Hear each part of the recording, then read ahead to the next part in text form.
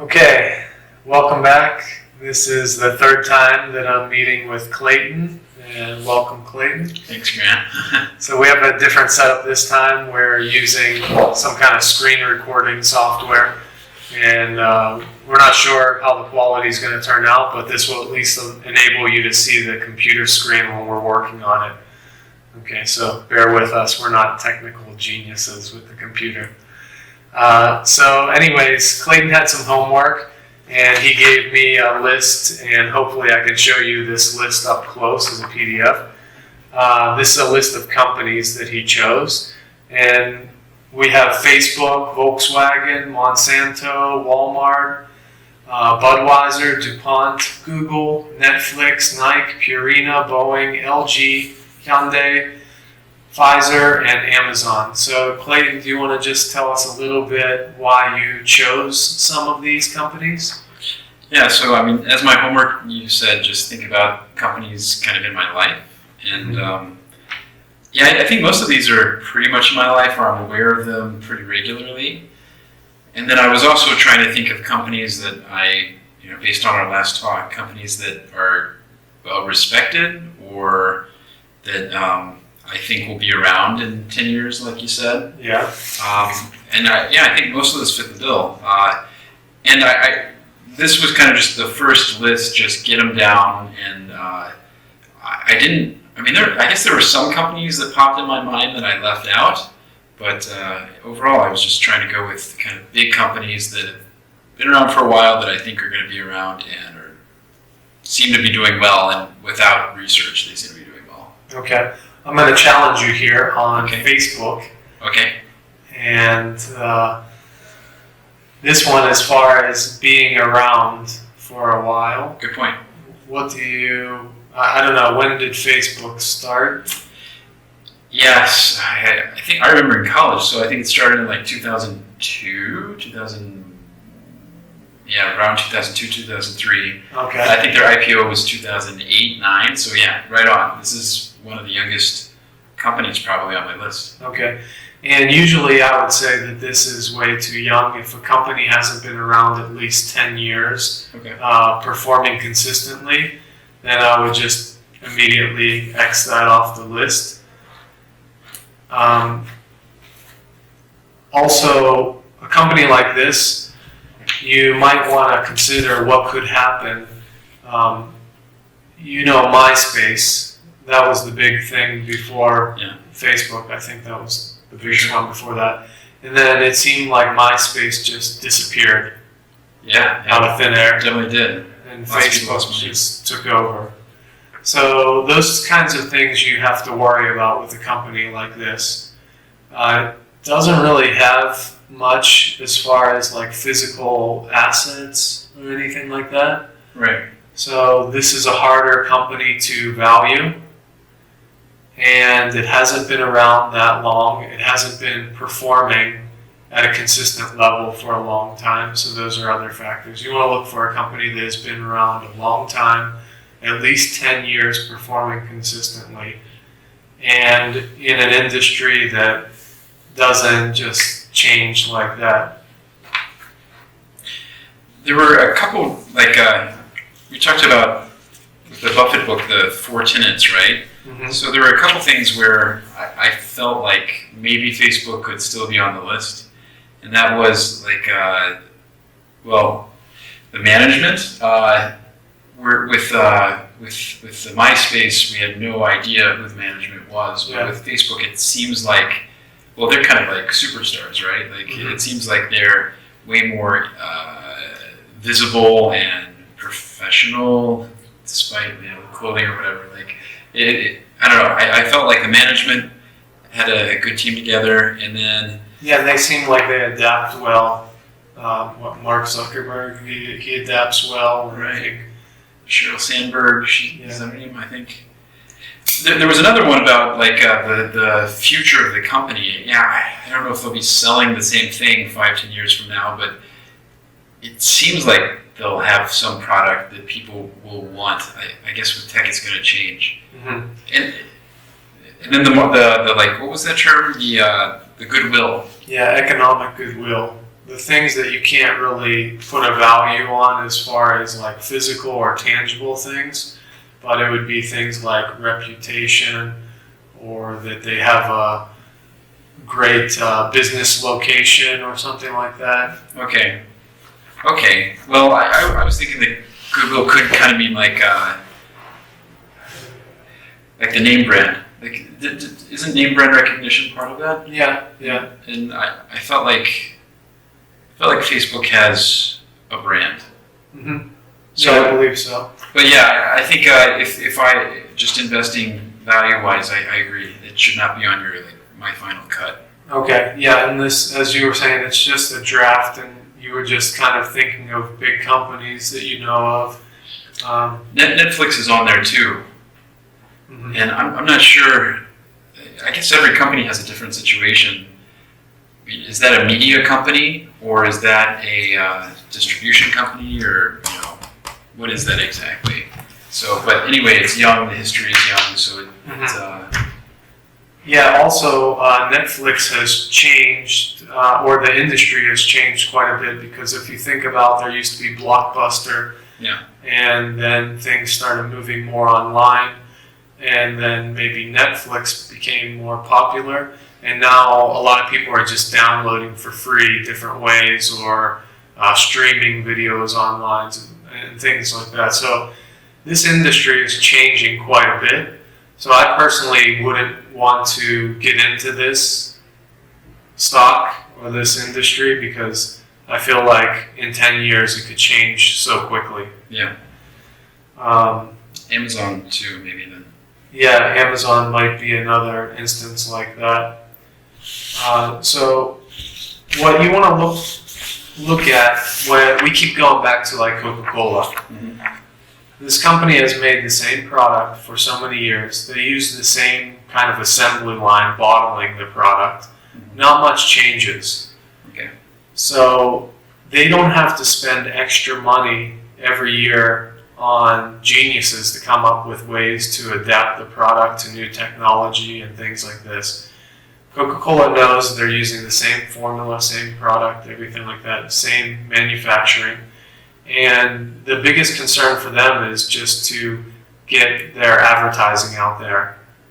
And that's their major cost, just advertising pretty much. Mm-hmm. Everything else pretty much stays the same. So they have a much better competitive advantage and profit margin than some of these other companies that they have to spend a lot on research and development. Volkswagen, for example, as well. Many of you might be interested in investing in car companies. And this is another warning that I would give you. With a car company, every year they have to come out with a new model. They have to pay designers. How much money they spend on these designs can really impact the profit margin. And then most of these designs they're not even finalized as the main product later on. So these are just drafts that are later thrown away. So they spend a lot of money on this. So you have to think of the companies that try to do the same thing for many years, and they don't change the company a lot, or their business system or model. So looking at my list, Facebook is kind of out based on that, wouldn't it be? Yeah, I would say as far as long term, they don't have the history there and consistent returns. Volkswagen, it's been around a long time, but there's that. So on car companies in general, it's still a possible. Like there's a warning there that you just said, but relative to something like Netflix, it's a pretty solid business structure, no? Yeah, I mean, you can see how long Volkswagen has been around, and people have needed cars for a long time, and they'll probably still need some kind of vehicle for years to come. Netflix is more uncertain in the near future. Mm-hmm. So I would say out of those two, if you're going to look at Volkswagen and Netflix, just going off of Volkswagen's reputation and history and their industry, Volkswagen would be the safer choice. Not looking at the individual company, but just because of the industry. Okay. And then the next one I had was Monsanto. How does that fit in? Okay, so Monsanto, they kind of have a monopoly. We were talking about it before. Right. And so if you can get a company that has a monopoly, that's great. Okay. I mean, they still have R&D and things like that, but after they have a monopoly and after they establish a product, it kind of just sells, right? In the same vein that if you look at the bottom of my list, Pfizer, a pharmaceutical company, would those two be kind of similar in that regard? They're similar in the regard that Pfizer has patents, or they have patents for this medicine, so this prohibits other companies from producing the same exact thing. I mean, generic companies can come in and maybe make something similar. Eventually. Yeah, but so this gives them a kind of monopoly on that, or an advantage if you have a company that holds patents. Okay. Monsanto, as we said, also would be in that same kind of, it would have that same kind of characteristic. Okay. They would have a competitive advantage because of that. Monsanto and DuPont too, right? Yeah, DuPont, they own a lot of patents on things. They make all kinds of stuff, from Teflon and all kinds of like automotive sprays and polymers and plastics and all kinds of things like that. That would be something that would be a benefit for investing in a company like this. DuPont has been around a long time. Started out, I believe, making gunpowder. Really? And they're also like a conglomerate. So this adds some diversification. Oh, okay. Even though within the company, yeah. So that's another benefit, because if one part of DuPont goes sour, then you still have the other parts to pick it up. Okay. Would that be similar to like LG, the Korean company? So probably some of you are familiar with LG, that they make air conditioners, they make phones. In Korea, they make all kinds of stuff. They make apartment buildings as well. Flat screens. So this helps with diversification. After Monsanto is Walmart. They've been around a long time, big company. Mm-hmm. They're selling stuff people need to buy things. Yeah, Walmart has a competitive advantage, as we talked about. That is lowest prices. And nobody can really compete with Walmart's low prices as a physical store. They're getting challenged nowadays, as we talked last time, by Amazon or the online retailers. But they still have a competitive advantage. And they're huge, and they've been around a long time, and they have good, consistent history as well. And Walmart does things as well to improve their profit margin. Like, for instance, now I believe they're putting solar panels on all their buildings, or they're trying to start doing that. So this is only going to increase their profit margin later on, because they'll have less utility costs. There might be a higher upfront cost, but later could help their profit margins. So Budweiser, InBev, international brewer. People always need to get drunk, right? And beer. So things that people are addicted to, that could be a good business to invest in. Because there's always a need there, and people are usually loyal to their brand, the type of beer they drink, the type of coffee they drink, the type of cigs they smoke. So that could give them a competitive advantage. We might need to wrap up this video. Yeah. For a short time, but so let's continue after that on Google. Okay, back to Google. So what do you think about Google, according to the other criteria that we're looking at? All right, so it seems like a big company. It seems like they might have a monopoly in the same sense that some other companies might, because it's kind of the search engine, or you mentioned YouTube just a second ago, and YouTube has. I don't know, I guess there's Vimeo, but no one really uses that. Like, it's all about YouTube. So it seems like they have a pretty good monopoly on some things. And I like how big they are, that like, in the same sense that DuPont has a lot of different products, it seems like Google is, somewhat diversified as well. Mm-hmm. But I guess at the end, it's still a tech company and it's still really young. Yeah. Have they been making one product successfully and with consistent returns for a long time? Well, no. But with a caveat, I think they started with search engine, right? Like that's what they began with. It's just Google is such a part of my life. Like my Gmail, Android, a lot of phones are Android, right? It's like so pervasive, like throughout my life today or other people's lives around me. It's just, it seems like even though it's a tech company, there's a little bit more consistency or weight to it somehow, or permanence. Mm-hmm. But let me ask you this. Could you see Google being the same company in 10 years that it is today, or doing the same thing in 10 years? Or do you think it would change a lot? I think it's going to change a lot. Okay. Yeah. So that should be a warning sign. I'm not saying that you can't make a lot of money with Google and that it can't grow a lot and that the management is not good and that they don't have great ideas, because they do. But you're investing in something as more of you're trying to get as close to a guarantee as you can in an investment. Right. It's something that's going to perform consistently for you.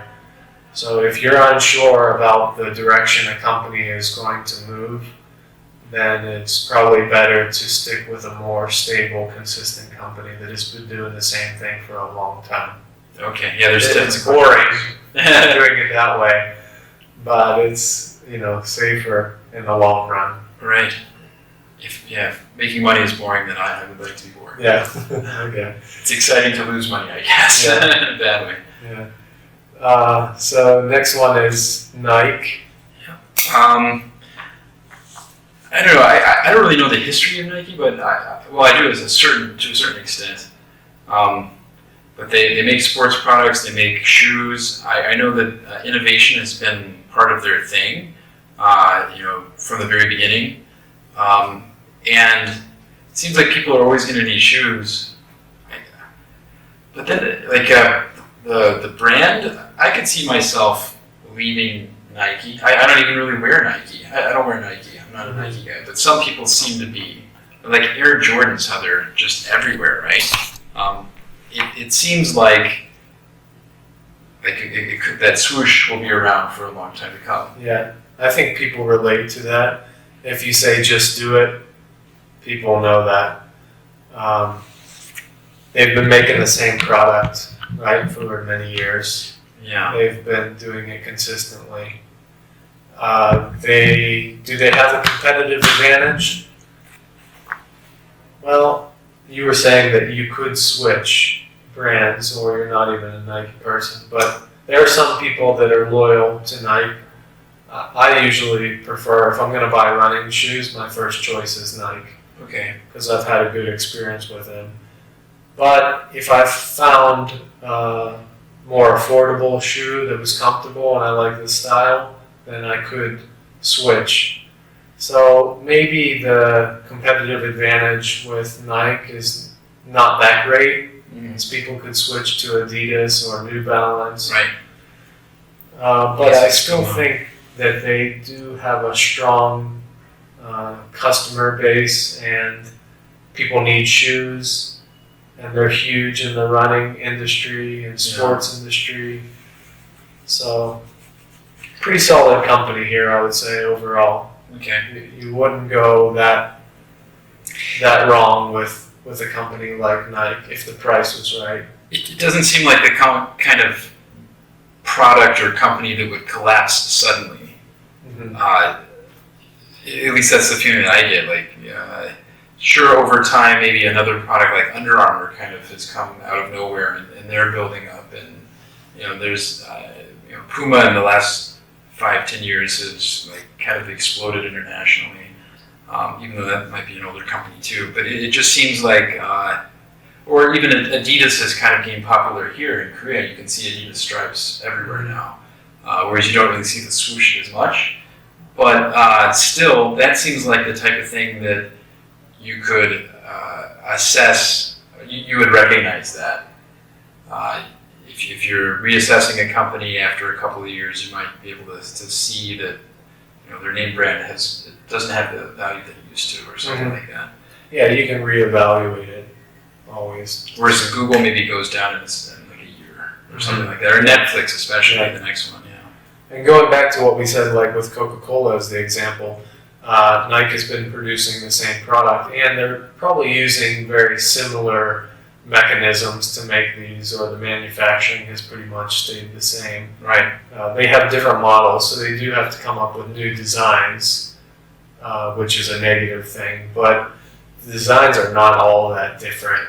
They change colors a little bit, they add an extra bubble, air bubble or something. It seems simpler, yeah. Yeah. Simpler than a car. Yeah. So, and the car has a lot of like restrictions and regulations that, right, emissions, regulations, things like that. So, yeah, not a bad choice with Nike, I would say, overall, depending on how the price is. Finally a good one. DuPont, Monsanto, depending on your ethics, if, some people question that, as we talked about before. Yeah.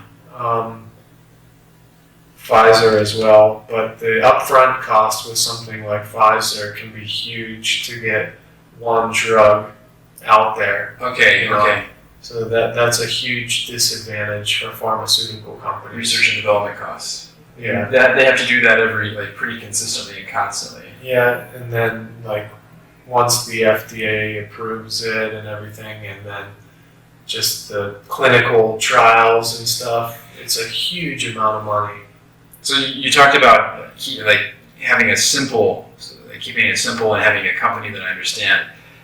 Even though I know of the company and I feel like it, or pharmaceutical companies in general, I probably wouldn't feel comfortable investing in it when it comes down to it, because it's not something I understand exactly. Yeah. So this could be one of the kind of complex companies that you might choose not to invest in because it's too complex or too much upfront cost. Mm-hmm.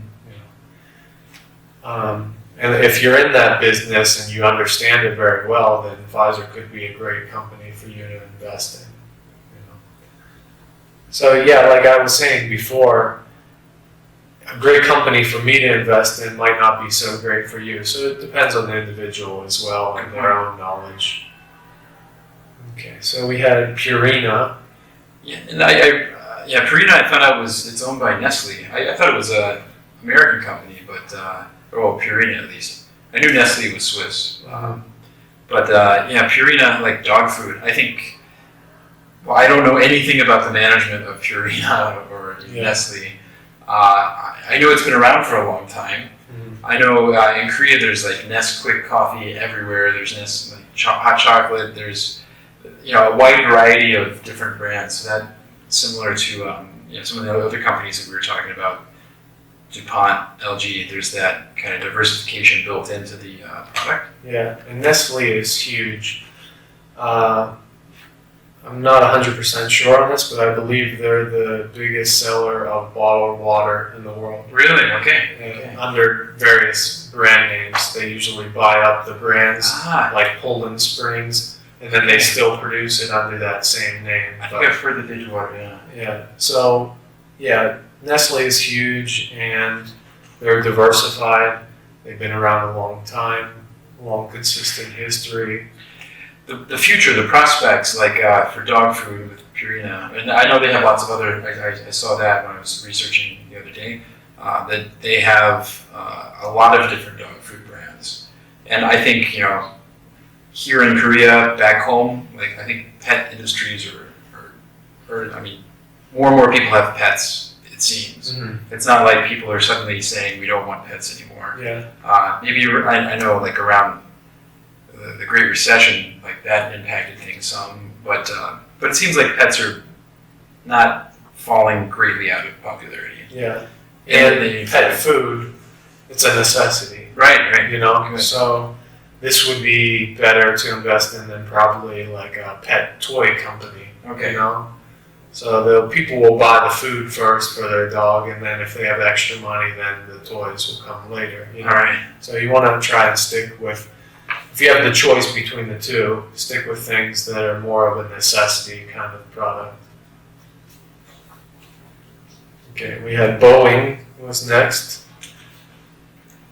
Yeah, I don't know. Like, it seems like a big company, like a blue chip type company. You always see, I see it in the news about various contracts. You know, I mentioned I studied international relations, and so that's international news all the time. That whatever country's airline is ordering X number of planes. Monopoly. Well, I guess there's the European. What's the name of that company?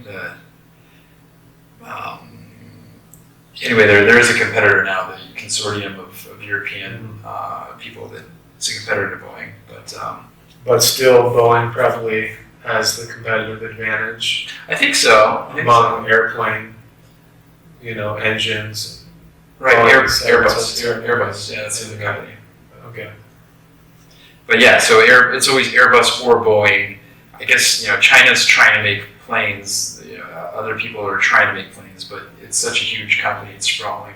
It's a behemoth to try to compete against. Okay. So it's and I don't really know that much about the manufacturing of airplanes, but if you're in that industry, it could be a great company for you to invest in, and especially if you work on airplanes and you know a lot about the company and things like that, then you probably have an inside, understanding of the advantage that Boeing has.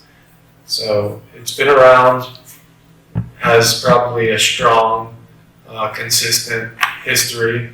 So this could be a good company, and if they have some kind of like monopoly in an industry. Okay. Also, another thing that Buffett talks about is if it's hard for other companies to enter into this industry or product or service. So I would say definitely with Boeing, they have an advantage because for a competitor to overtake them, it's going to take a lot because making an airplane is not a simple thing. right. And the cost involved, Yeah. So that adds an extra safety net, or what we say is a moat. So this adds protection for a company like that. So that's an advantage for them as well. Okay. Hyundai. Yeah, car company again. Yeah, this could go back to car company. Hyundai also is the biggest shipbuilder in the world, Right. as far as I understand. Until recently, I think, for sure. Okay. It's trouble right now in South Korea boat industry. Yeah. So I don't know. As far as just if it was a car company, same things that we talked about with Volkswagen. But if they have other products, Hyundai does like everything in Korea as well. It's one of the huge conglomerates, Samsung, Hyundai. Those are the two, I think, biggest that people usually think of. Right. Even though I'm living in Korea, and I feel like I know more about these companies than other, Americans might. I don't think I would invest in these because even though it's good to have that diversity, it's so many companies that I don't understand enough about. That even though the future might be good for these companies, like Purina, I understand dog food. I've had dogs my whole life. I probably know 10, 15 dog food brands off the top of my head. A lot of them are owned by the same Nestle company. But that diverse portfolio of brands or products, I don't really understand it with LG or Hyundai. I'm not familiar enough. Yeah, so that's good. You can invest in what you feel comfortable with. And then later, when you have to analyze these companies even more, or you have to decide whether you're going to sell it or buy more, this will help you out because you can understand better what affects the price of dog food, if you're familiar with that, or what brands are the best, or what you like to use with your own dog. Whereas shipbuilding or some of these other more complex things, it's kind of harder to understand what goes into this kind of business and what affects the price. Yeah. You know? So you have to think about that for in the future as well. Okay, and Amazon, I think we had talked about that. That could be a company like Google and Facebook, which is kind of maybe a little more difficult to predict what's going to happen with it because they change a lot. Right. Yeah. I mean, is it an online marketplace or is it a Netflix competitor? It's kind of everything. Yeah.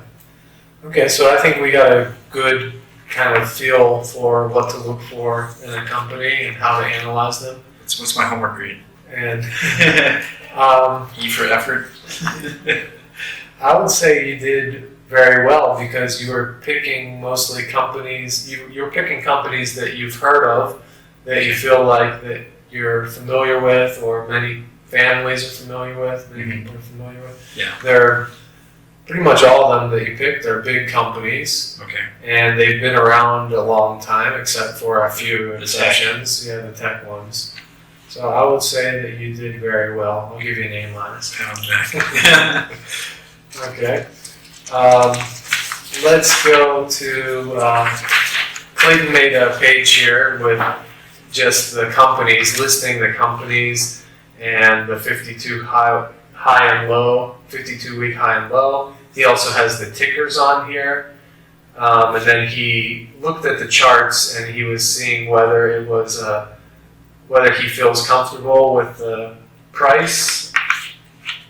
Is that what it was? Yeah, pretty much. Yeah. So I just after I made the list, then I started assessing, which stock I might be interested in, and I quickly realized that it's hard to keep track of all this information in one place. Like you need to be able to compare it, so a spreadsheet of some type with the right variables. And so I had the name of the company. I found the ticker for the company, the symbol, and you mentioned the 52-week high or low, so I put that on there. And then we had talked last time about how the 52-week high or low, it might just be like the high might just be a one-day spike or something like that. Yeah. And so I tried to just eyeball the 1 year, 2 year, and a lot of times even 5 years. With the Great Recession in 2008, I kind of want to take a step back to there and see, get a better feel for the history of the price of the stock. I'm not sure if that's helpful or not, but. Okay, yeah. So I see here what you wrote, like Boeing, for example, Clayton wrote, then he wrote BA for the ticker. The tickers you can just find online. If you type in Russell 2000 ticker list, this will give you all 2,000 of the smaller companies and their ticker symbols. What's that name? Russell? Yeah, Russell 2000, RUSSELL 2000. If you type in, NASDAQ 100, this will give you a list of about 100 tickers and the companies. S&P 500, it'll be on Wikipedia, and you can see a whole list of the company and the ticker. So that's a good start, especially since we're looking at big companies that have been around a long time. Mm-hmm. Then I would probably start with the S&P 500 and just kind of look at those first. So Boeing, BA, and then Clayton has the 52-week low, which was around $102. 52-week high is around $150. So you can kind of figure out the range of the price and what would be a normal price for this stock. And then he wrote here, quicker rise in the last decade, highest ever. So he wrote a little note to himself about, how the price has been going over the last 10 years. And he wrote don't. So I guess that was for don't buy it. Don't buy it, yeah. It looks like if you look at the graph, and hopefully over time I will learn from you more, like an equation so that I can look deeper at the company. But right now, just based on the stock price, it looks like it's up, and it's just been climbing, and it's not it seems like everyone has a lot of faith in that company, and it's not a good time to buy it because there's no panic against it. The price hasn't been brought down. Yeah, that's a good point. That's just the gut feel. Yeah, so I'm glad you're going through and doing that. And for those of you that are watching or listening, that would be a good idea. I mean, you find these good companies, and next thing you're going to look for is the price, and if they're overpriced or underpriced now. And don't feel afraid to say no. You should say no way more than you say yes. You should only be able to find a few good companies at a bargain price to buy. And I believe Buffett's quote was something like, "We love to buy a good company when it's on the operating table." Okay. You know, something has happened, some problem. He also said that Buffett and Charlie Munger, his right-hand man, that they like to buy in situations of pessimism. Pessimism. So it's whenever there's a problem, things aren't looking bright. Whenever there's some kind of negative news that affects the company and really drives the price down, so that's when they like to pick it up at a bargain price. I have an international relations analogy for that, and that is Japan and Germany's growth after World War II. Even though their economy was destroyed, and their economy at the time after World War II may have been on par with an impoverished country in Africa or South America or anywhere, you would find that still they had the know-how or the organization or the human resources and the system. So they were able to bounce right back up. Whereas if you look at it just right in that moment, the two economies would have been equal, but Germany and Japan had this huge potential because they had been successful before. Yeah, so that would be a perfect time to invest in a country like that or in a company like that. Okay. So later. I'll get on the computer and we'll do a screen capture showing you kind of how to look at the chart and a quick way that you can use to evaluate the price and if something's overpriced or underpriced. Okay, next thing, talk about Wall Street Survivor. That was another part of the homework. And so you did sign up for Wall Street Survivor. I did, yeah. Was it difficult to sign up? No, it was pretty easy. They just require a username, email, and a password. It's super simple. Okay. And as I said before, you can sign up with any virtual trading account. It doesn't really matter. Just find one that works for you, that seems simple to use. They started you out with how much money? $100,000 in play money. Okay, so you're rich now. Made me feel good. And you had said that you had some problems. You tried to buy Volkswagen, and there was a problem. Right, yeah. So Volkswagen was, after my analysis, it's one of the companies that brief analysis, right? Yeah. One of the companies for the purposes of Wall Street Survivor, felt comfortable playing with, right? Yeah. And so I tried to buy that, and there's a little place where you type in the ticker or the name of the company, and it will return the actual emblem or the company, and then you click on that and you can go to buy or sell or whatever. And yeah, Volkswagen didn't come back with anything, and I wasn't really sure why. Yeah, and then we found out later. Well, it's a German company.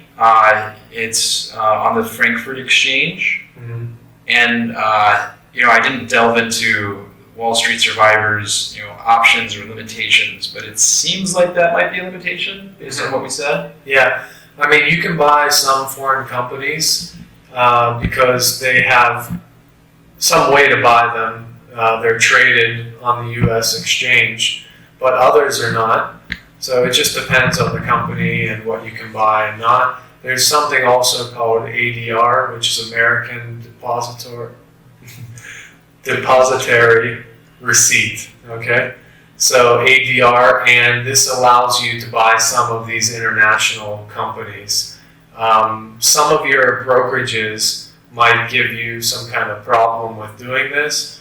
In that case, if you really want to invest in some kind of international company, then you might want to check with the brokerage first to see if they allow you to invest in these international companies or not.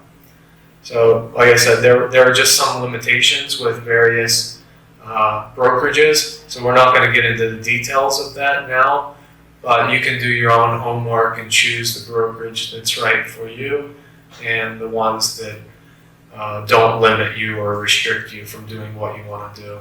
And that was a learning moment for me, because I figured, everything's online. Why wouldn't the companies look more or less the same? And I figured Wall Street Survival would be emulating those. And I guess it is emulating the fact that there are limitations at times. Like sometimes you don't have access to all the companies in the world because it won't be listed on that brokerage or something like that.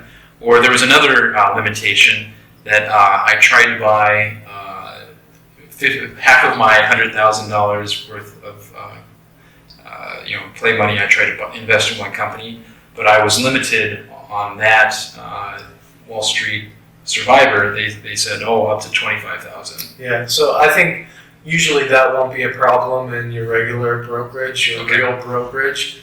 If you want to invest half your money or all your money in one stock, it's usually not a problem, as long as there are the shares available that you can buy them. But with Wall Street Survivor, there's maybe selling some kind of educational program as well, and they're trying to teach you something when you're investing. So maybe this is their way of limiting you so you diversify more. Have more than one stock. Yeah. Okay. So yeah, that's just a specific limitation of Wall Street Survivor then. Okay.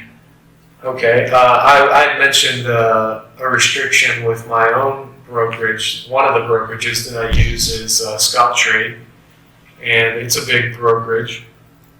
I like it, but I had bought Fossil Group, the company that makes the watches and handbags and wallets and things, and I had bought it at a higher price, around $70 or a little less than $70, and then the company went down to about $30, and I tried to set a limit order to sell it around the $70, 70 something, so I can make a profit, but Scottrade restricted me from doing this. They had a little error message and it said that it's too far away from the current price.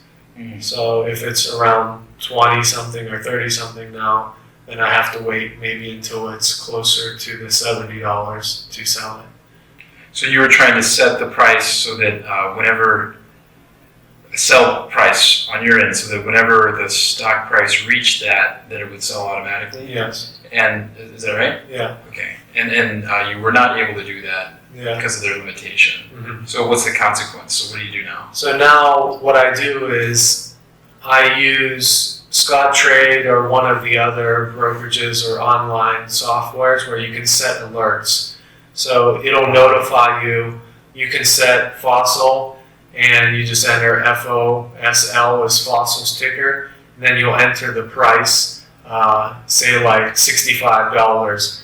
And if it crosses this price, $65, then I'll automatically be sent an email or text message to let me know. And when I get that warning, then I'll go on Scottrade and I'll set the limit order. Okay, good. So you can do that to help you and set these alerts. That's good. So you still have to keep a little bit more track of it because you can't just set the sell price. Yeah. But at least there's this alternative way, the alert. Yeah. What was the alert through?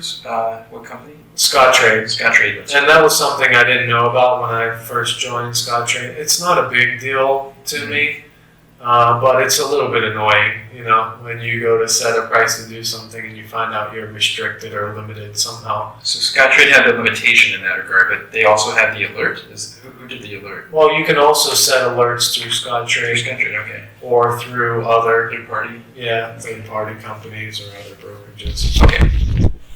So yeah, just be aware that you'll have limitations and you'll find out about them as you go along. But most of the brokerages are fairly the same. One big exception is customer service when you're picking a brokerage. So try to pick a brokerage that has been around for a while and they have a good reputation. Other people are speaking well about them online. Okay. Price tag. Oh, wait. I wanted to go over this a little bit. You had mentioned, Clayton. We just talked about Fossil. So Fossil, I had bought it around 70 and now it went all the way down to 30 or under 30. Mm-hmm. So you had a question for me about when do you lose confidence and sell a losing stock? Right. Okay. So what I would do is after I buy a company and it significantly falls, then I'll wait maybe a few months and see how it does. If it's still down or continues to fall, then I'll reevaluate the company. Mm-hmm. So I'll check the company and check the fundamentals and see if everything still looks good, like when I originally bought it. If everything still looks good, and if the company has not changed significantly, then I will keep it. Because I originally bought it with the intention to hold it for 10 years if I need to. So I'll just stick with that plan.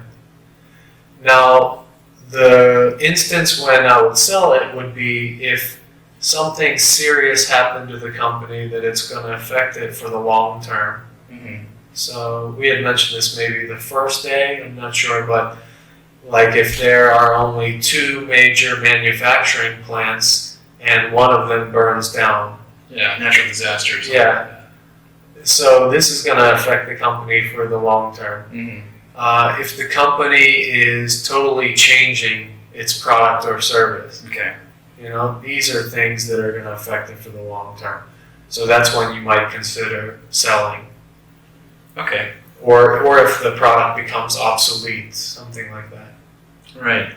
If the CEO has a scandal or an affair or something like that, that's just some short-term thing usually. It's not going to affect the company for the long term. Okay. Okay. Price tag.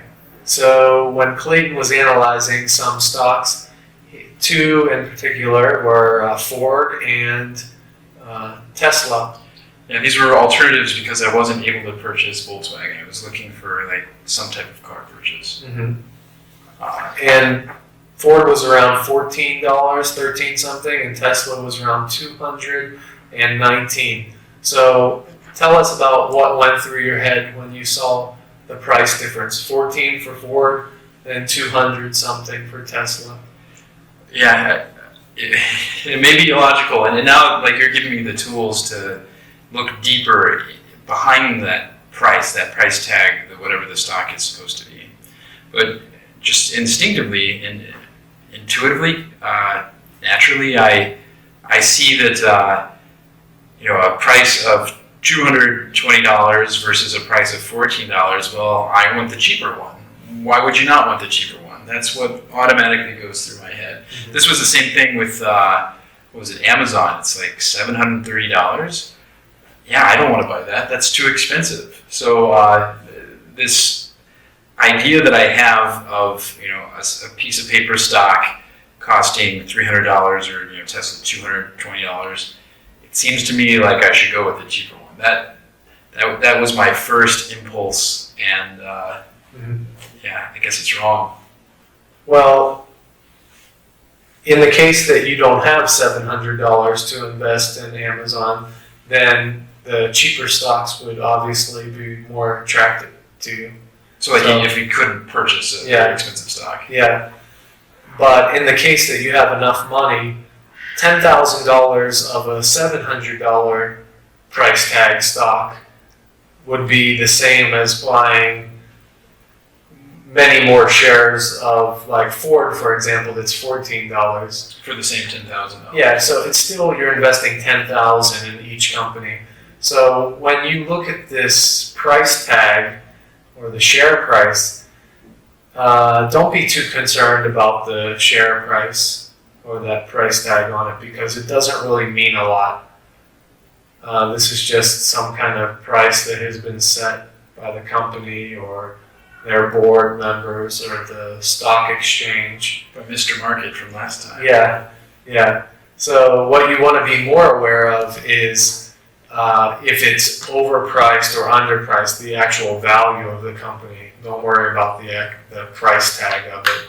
You want to look at the price tag in relation to the high and the low, and whether it's underpriced or overpriced now. So yeah, I mean that price tag, the immediate focus on the absolute value of the price of the stock. That's just my first inclination. Something that back when I would look at stocks in high school, when we would just look down the paper, and I had no additional information to see whether that price is justified or how the relation, if it was 2-week thing that you were saying, how does that relate to the potential highs and lows? Yeah. So yeah, I guess like I'm aware before we started meeting, I would never have been aware that is like a false logic, a false way of looking at things. Mm-hmm. But now with the value investing and talking to you, seeing that it can be justified to have a high price. It depends on the value of that company. So that's very helpful to me. Yeah. It's still taking some time to wrap my head around and get away from that first inclination, but I understand it. And this, I think, is a problem with many beginner investors. Like, they get sucked into buying penny stocks because they're just like, wow, penny stocks, they're so cheap. Why not buy them? But if you lose $10,000 in penny stocks, it's still $10,000. No matter if you're just buying, penny shares. And these companies, penny stocks tend to be like some of the worst investments you can ever make overall. Most of them fail. Your stock goes down 2 cents and you lost half of your money. Yeah. Okay. So it's more important the actual percentage, return that you're making. Okay. Also, I was telling Clayton about Berkshire Hathaway. He was under the impression that there was some kind of limit with the share price. Google, you had mentioned, or Amazon. Amazon is $700. It seems like an expensive price tag. It seems like I'm going to go above that. Or Samsung in Korea, it's the equivalent of about $1,200. Okay, yeah, so $1,200 seems really expensive, But did you know that Berkshire Hathaway, the stock, is over $200,000 for one share? We were just looking it up. I think 216,000 or 219,000. Yeah, I was shocked to see that when you showed it to me. Yeah. So this doesn't really mean that Berkshire Hathaway is the best company in the world because it's the most expensive that you've seen for share price. It's just the price that was set and what has happened. Also, Berkshire Hathaway does not pay a dividend, like we talked about before. So they just keep rolling the earnings into the company and helping it to grow. Whereas a big company like Exxon, they've been around a long time, and their price is only around $80, $90. Does this mean that Exxon is not a good company or is not as valuable as Berkshire Hathaway, or not even close? $200 and some $1,000 versus $80 share price? No, it means nothing like that. Okay, yeah, I guess there's a different number of stocks that they sell, right? Like how many shares are out there? Many shares, yeah. Okay, that makes sense. Yeah. So yeah, like a company like any company like I want to make up a name, but they sell just one share. Well, of course, that would be worth. Yeah, it would be the whole value of the company. Okay. Yeah. So it's just how many shares or how many units they break it up into. They break the company up into. But when I mentioned this slightly earlier, you said. Splits that companies like have some idea of what an ideal price might be, like based on company's preference. Can you talk about that a bit? Yeah, sure. So companies will split their price. So, for example, whenever they have various reasons for doing this, but whenever a company feels like maybe it's getting too expensive, well, let's just take Amazon for example, because we were talking about it. So Amazon, say, is around $700. And $700 might be a little too steep for the beginning investor to get into. So they might want to price it around $350 would be better. So what they'll do is they'll split this stock price in half. Now, if you were holding one share, if you were already a shareholder and you're holding one share of Amazon, automatically overnight, you're suddenly holding 2 shares. Oh, nice. So your share number, if you're already a holder of the stock, it is doubled. Okay. Whereas the price tag of the stock, or the share price, actually goes from 700 to 350. Yeah, it cuts it in half. And this allows more people to get into the game and invest. So sometimes the companies will do that just to get more people investing. Is that because, well, I guess there's lots of reasons, like you said, but in the case of Berkshire Hathaway, that would be like how many people have 220 grand? Yeah. That's pretty high. To just buy one Yeah. share. So somewhere along the line, they came up with the idea to make this. They have Berkshire Hathaway BRK-A, which is a $200,000 share, and then they have another one that they made is BRK-B, which is only like $140 that you can buy a piece of Berkshire Hathaway. Okay. So, Does well, you said there's a million reasons, but maybe these companies know that there's this perception that I have, which is just 700 seems expensive. Do you think that plays a role too, or not worth guessing about? I'm not sure, but I assume they've done their homework and there's some logic to how they set their price initially when they're an IPO. Right, They start out. Right on. Yeah, they decide on a price and a number of shares. Yeah. So If you don't know IPO, it's initial public offering when a company first comes out and introduces their company available as a stock for sale. Okay. So, okay. Good. So price tag is Irrelevant overall in and of itself, Okay. but you have to look more at the value and where the price is compared to the 52-week high and low in the history of the stock price. All right. Okay, I think we covered most of the homework stuff. I just had a couple takeaways. Like we mentioned price tag, but one more thing I wanted to kind of I feel like I made some poor decisions on the Wall Street Survivor as far as the investments that I chose. Mm-hmm. So what did you invest in? What did you decide on overall? I ended up getting Facebook, which after this talk right now, I would never do that in real life. I don't think. Actually, I might do that in real life because I have some faith in Facebook, which is probably wrong. I hope after our meeting you have driven into my mind deep enough that value investing is the way to go. Mm-hmm. But automatically Facebook, it's this like sexy company to invest in. So I did it. I pulled the trigger on Wall Street Survivor, not in real life. And I think that value investing is right for me, and I know that it works, and I've seen it work. It works for me, and I have the experience in using it, and it makes sense to me. Other people can use other methods, day trading or swing trading or shorting stocks or options, and this works as well. People can make money, but it's just not right for me. So I'm only talking about value investing because I know this system works and I believe in it and it makes sense to me. I think it's good. Like your listeners, they'll be able to gain even if they don't buy into value investing, I guess, because they'll be getting some knowledge about investing in general. Mm-hmm. But at the same time, we're getting this philosophy of value investing, which I mean, after listening to Above Away, it seems the proof is in the pudding, right? Like it works, and why be risky if it why risk your family's money on a tech stock that could boom or bust? Yeah, so that makes sense to me. So here's the thing. There's like these divergent purposes between Wall Street Survivor and my conversations with you.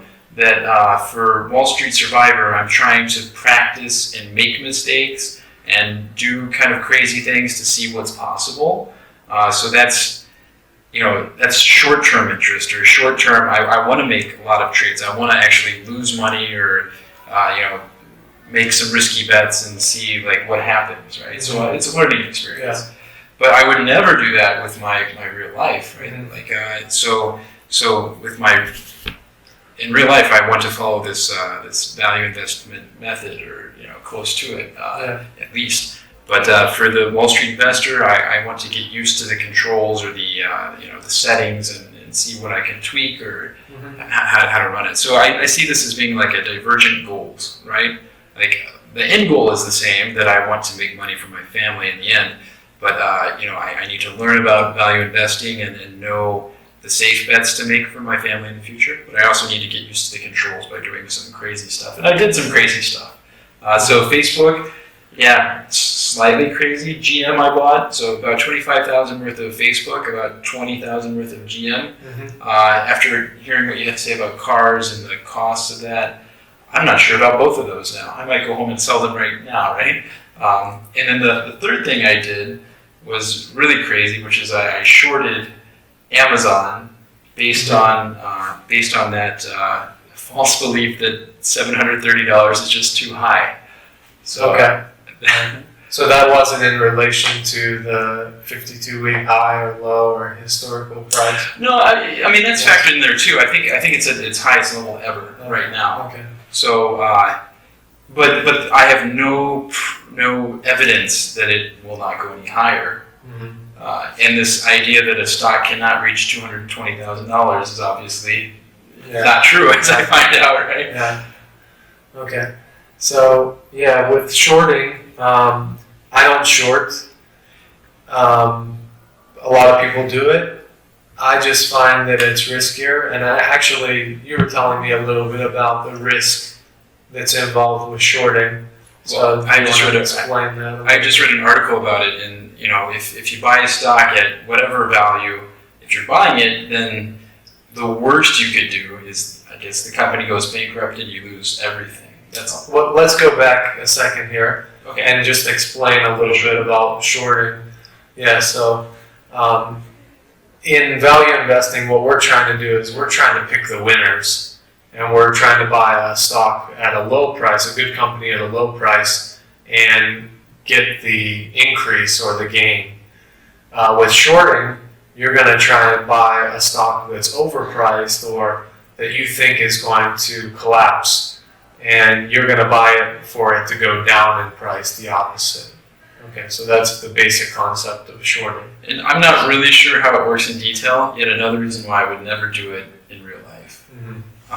But yeah, there's that movie, The Big Short, and there's certain times where in my life where, well, maybe it's hindsight that I think I saw it, but I see certain bubbles, right? I see people paying way too much money for one industry's products, and we've lived through several of them recently, so you can kind of see them, right? Like the tech boom and bust, the housing boom and bust. Like I could even see that kind of coming because of like Bush's policies, right, or Greenspan's policies, or education. Like way too many people are getting university degrees. Like they're not getting jobs with it. They're paying way too much money for their diplomas.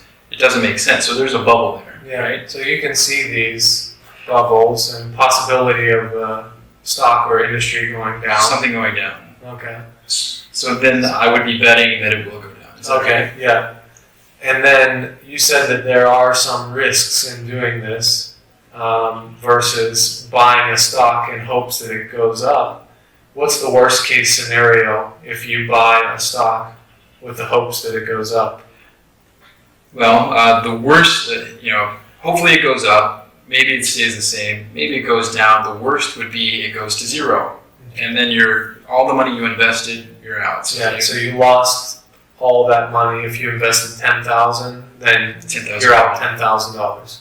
Okay, same money amount or same kind of situation, but let's flip it that you're going to short the same company. So shorting, I still invest $10,000, but instead of picking a stock that will go up, I say, hey, this stock, I think it's overvalued, and I think it's going to go down, so I short it, and then if it goes down, then I win. Like I get some that gap, that difference somehow. Mm-hmm.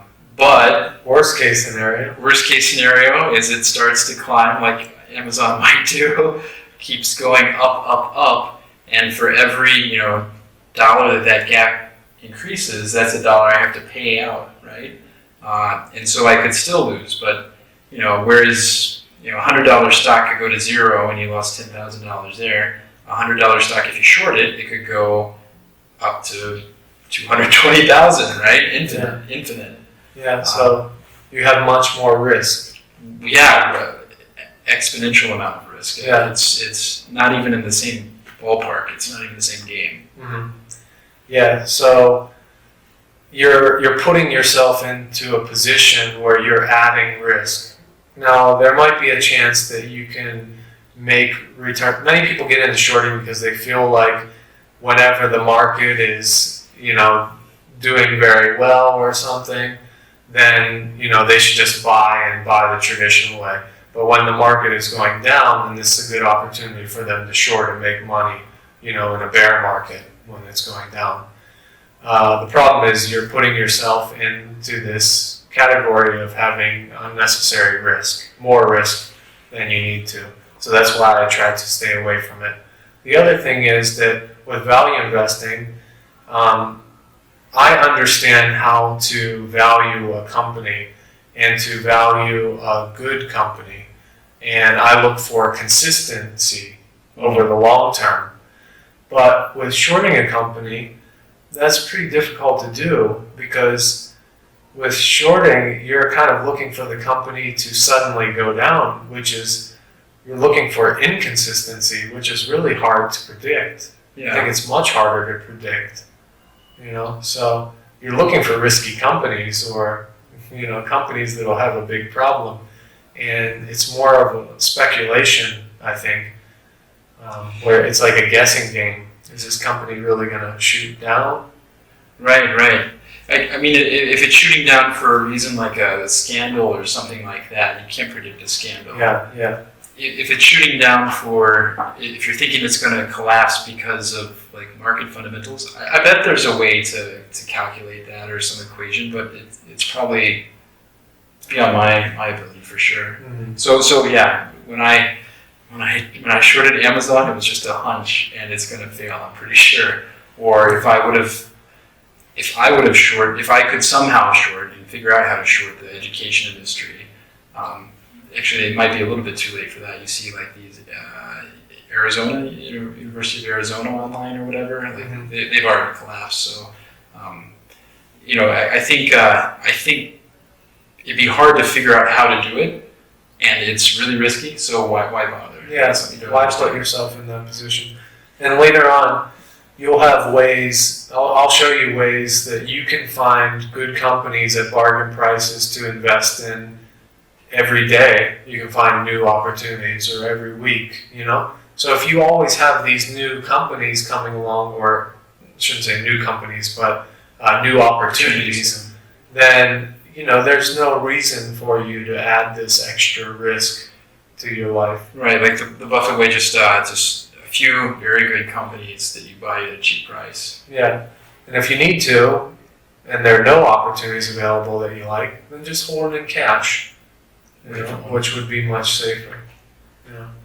So I had one more thing that I feel like I learned, and that is that just because you find something that you want to invest in doesn't mean that it's easy to invest in it. Whether it's because of some quirk of the brokerage that you're using, like I had trouble finding Volkswagen on the Wall Street Survivor. So that was not easy. If I really wanted to do it, I would have to find some opportunity, some way. Mm-hmm.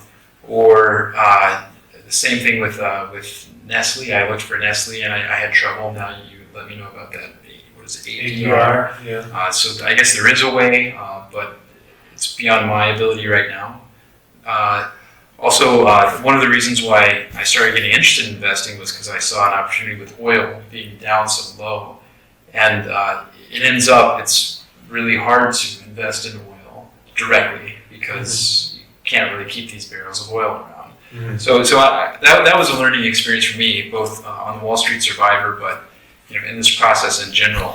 And there's private companies too. Some companies are privately held; they don't have a public offering. So just because you identify an industry or a company doesn't mean that you can easily invest in it. You have to see what is possible to invest in and then analyze them, I guess. Yeah. So, like I was saying a little bit earlier, it might be a good idea just to stick with the companies that you know are good companies, big companies, been around a long time, that you know of, and that you can easily invest in. Mm-hmm. So look at the S&P 500. I recommend start off with, because those are all of the above. Okay. And you could just enter the ticker in, and you can easily buy these. And that's the same with the Russell 2000 you mentioned, or the Russell 2000 will be smaller companies usually. Mm-hmm. So with some of those, you might have some difficulties because maybe there aren't enough shares available to buy at the price that you want to buy them at if the company is too small. Okay. But with it probably won't happen because you might not be buying that many shares. Yeah. But pretty much with the S&P 500, those large companies, you're never really gonna run into that problem and if you're at that problem where you're buying too many, then you don't even have to worry. It's a good problem to have. Yeah. Okay. Yeah. Okay. Yeah, so that was eye-opening to me that you. Yeah. So you were right on. You said you gave me my homework, the list of companies. Minus, right? And then also just do the Wall Street Survivor or something similar to get that experience. Well, yeah, right on. That experience is helping already, so that was good. Okay, good.